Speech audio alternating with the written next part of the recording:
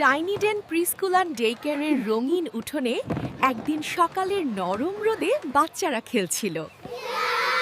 আজ আমি তোমাদের একটা খুব সুন্দর গল্প শোনাবো, আমাদের স্বাধীনতার গল্প, বিজয়ের গল্প।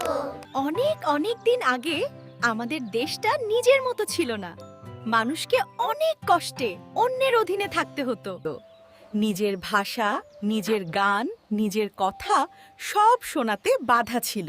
কিন্তু ম্যাম, আমরা তো বাংলা বলতে পারি। হ্যাঁ, তোমরা এখন পারো, কিন্তু এটা পাওয়ার জন্য অনেক মানুষ কষ্ট করেছে।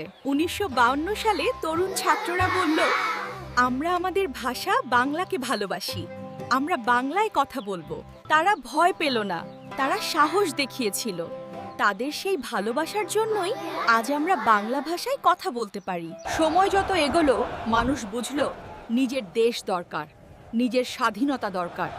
তাই সবাই মিলে সিদ্ধান্ত নিল, আর অন্যায়ের অধীনে থাকবে না, কারো দাসত্ব মানবে না। আমরা আমাদের স্বাধীন দেশ গড়ব। তারপর কি হলো ম্যাম? তারপর শুরু হলো মুক্তিযুদ্ধ। যুদ্ধ একটা সাহস ও ভালোবাসার লড়াই, যেখানে সবাই একসাথে দাঁড়িয়েছিল।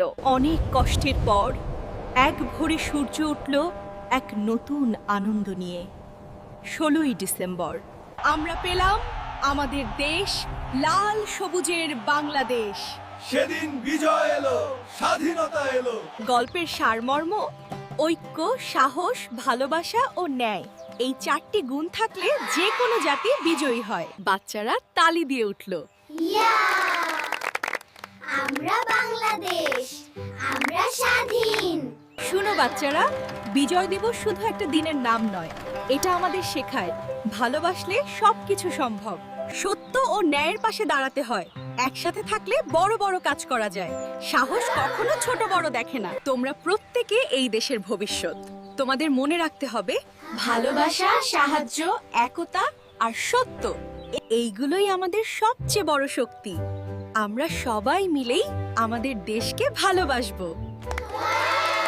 আপনাদের সকলকে tiny den preschool and day কেয়ারের পক্ষ থেকে 16ই ডিসেম্বর বিজয় দিবসের শুভেচ্ছা।